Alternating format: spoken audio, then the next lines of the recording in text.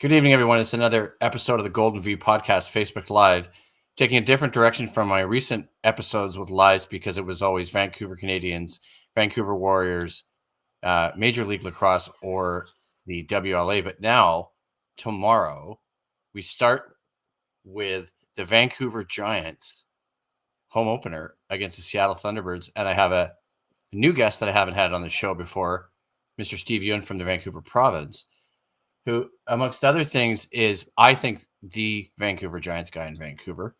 And so I welcome you for the first time, Steve, but let's just dive right in because you got a bit of time.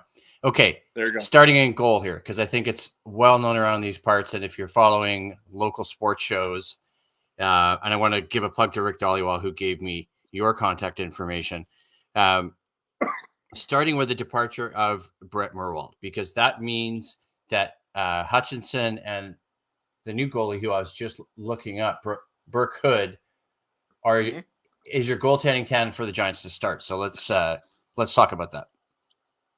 Yeah, I think they're two younger guys, two good-sized guys, two guys that have check a lot of the boxes when it comes to goaltending. It's just two guys that don't have a ton of experience. There's 21 games between them, all on Hutchinson's resume. So that's going to be the challenge. Yeah, and I think, I was looking at some stuff about Merwald too, and I was actually trying to find out where he ended up. I don't know if you knew if he was left undrafted, considering how he was the WHL's goaltender of the year last year.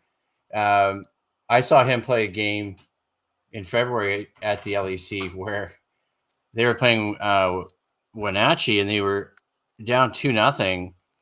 And then the Giants ended up winning that game 7-2. And I think that's the game I met you at. And I just remember being struck with Merwald. He kept them in the game, right? I mean, two goals. Pretty much kept them in the season. Yeah. So that sort of covers off a little bit about goaltending. He is at UBC, I believe. Okay. So he's at UBC, but there's no NHL necessarily any kind of NHL interest in him, because I'd wondered about that. Just the game that I saw him play, and then just, the interest in him, obviously, with his credentials. But I don't think anybody who's a stranger to watching Vancouver Giants hockey is going to be too surprised. Some key departures that we're going to talk about. But one I know that Brooke Warden mentioned to me when he was on in the spring has to be Cameron Schmidt. I think Cameron's going to have a huge year. I think he had a good summer with the under 18s. Got some first time minutes there with the Hlinka tournament. Does he get 40? Does he get 50? I think those are the questions. How many goals does he get? Yeah, because I was looking at something on Elite Prospects here too, and looking at if Cameron's going to end up in the NHL draft's top 32. And I heard something about it here, where he ends up. I don't know if it's. I'm just finding. They have him at number 25, as in the top 32 prospects for Cameron. I mean, obviously the kind of season that he had, last season, and just the speed at which he plays the game with, gives Vancouver something. Just a couple other things I wanted to talk to you about. Obviously, we have Jaden Lipinski, Tyler Thorpe, Connor Levi's, Colton Roberts. Start with someone like Jaden Lipinski. Doesn't look like he'll be back. He did not go to camp with Vancouver, which certainly suggests that he's going to stick somewhere in Calgary at the start. Right. Currently not listed on the Vancouver roster, which gives a hint that they don't expect him back. Okay. Tyler Thorpe is back this week from Montreal. All of Coach he was very good at that camp. Who else is back? Mercal went to Colorado on a tryout. He is back. Ty Halliburton, Masden Dusty, Colton Roberts, and Connor Levitt will all be at NHL camp this week, so they will not be back this week. Right. Okay. Because I had the Giants roster here, and I want to share that, right? Because what's in that Giants roster, looking at, there's actually 4 guys that are starting. Ty Halliburton one, obviously with the Canucks. Colton Roberts is another. Madison Leslie is another. And so is Connor Levis. So a couple other guys I want to talk to you about too that are drawing some interest is Aaron Obafio or Obafio, because he's another guy that the Giants are going to be counting on, I think, to take a bigger step, right? I think he's going to have a huge year. He's looked very good at camp. Looks stronger, looks faster. Saw him in the exhibition game on Sunday. Was the best player on the ice by like 2 goals, 8 shots. Both teams, both the Giants and Columbus are missing 2 guys, but still says something about the kind of potential. Don't kind of sleep on him. He was the 19th overall pick in the game. Right. So he's a guy that they've been expecting big things. Okay. Yeah, so we've covered off quite a few guys, right? Lipinski's one.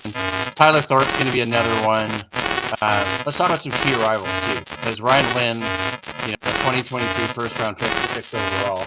What does he bring to the Giants' defense that they might be missing from last season? He's quick. He's creative. He can tuck up the ice. He can get up. He can join the rush. He looks fearless for a 16-year-old. I think he'll be the best 16-year-old defenseman they've had since Bill Fallon. There are people that say he might have been the best guy in that draft. Just a matter of I think he was going to be particular about where he wanted to go and kind of let it out. Okay. A couple other guys here too that I was looking at. Obviously, Ty Sparks is another one, 2023 first-round pick for the U.S. priority. First-round pick, 8th overall. Talk a little bit about Tyus as well. Smaller guy, really quick. I think they're very excited about him offensively. They've got a lot of forwards. I think their top 9 is pretty much set, which is part of why they made the move to trade away Matthew Edwards. So I saw that. Sparks, I think would be in that 4th line kind of mix to at least start. Right, and then obviously a couple more things because they finished 32-32 last year. Right, first round exit against Everett. The main reason they were there obviously was Brett Murwald. I was looking at some stuff on last year's, sort of WLA, right? Giants were above the playoff bar, but near the bottom of that playoff bar. A lot of people picking Moose Jaw maybe this year, who won the WHL last year and went to the Memorial Cup. Prince George Cougars are another team. Everett, maybe a little bit. Where do you see the Giants landing this year? I think BC is going to be a lot better. I think, obviously, Prince George. I think Kelowna is going to be very good. I think Victoria and Kamloops are both improved. I think it's going to be a much better BC division. Right. I think Portland will be Portland. I do think the team to beat is Medicine Hat with Gavin McKenna. I think they're the team that everybody's kind of looking at. So, the other side here, I think, is going to be a challenge. Vancouver's going to have to check better, and they're going to have to get goaltending. I think those will be the two kind of key things for them to make a jump up. Yeah, because obviously, let's talk a little bit about a few other things with the Giants too.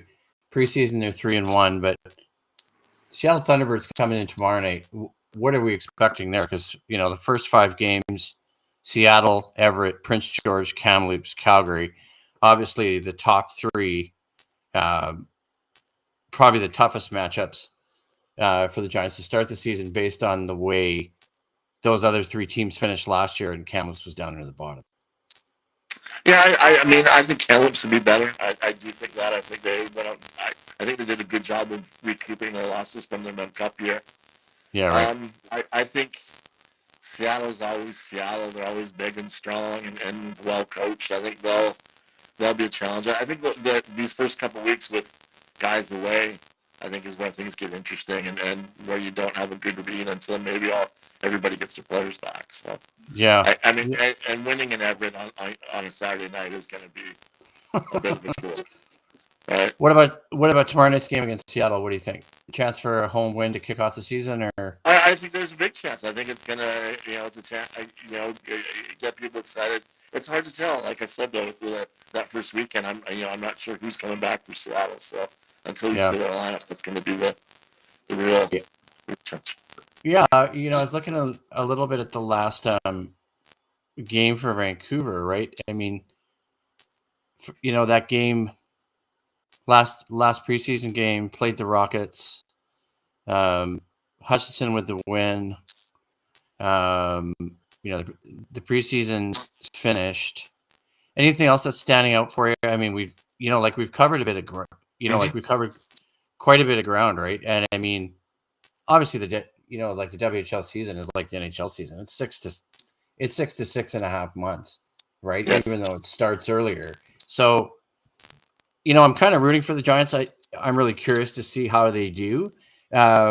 Anything else standing out for you as we get ready to wrap it up soon? Just with the WL. I just think Vancouver's going to come down.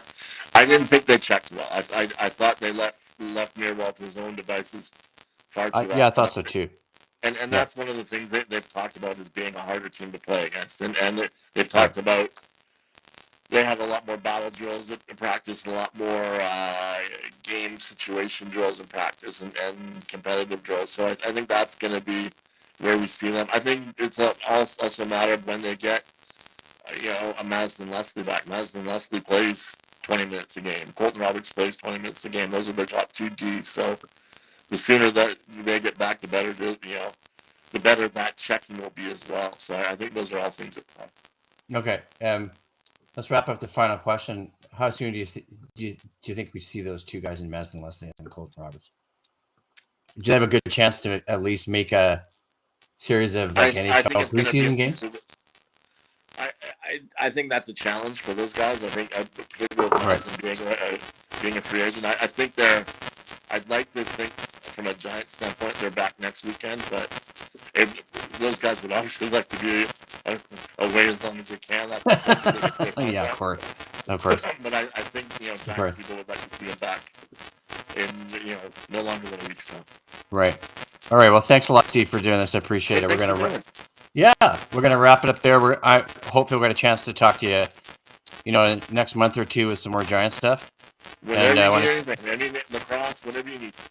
Yeah. Well, I mean, I actually, while we talk about lacrosse, I've actually been doing lacrosse on this podcast since it started 3 years ago. But yeah, we had 2 appearances. I've had 2 appearances with Brett Midsky from the Vancouver Warriors.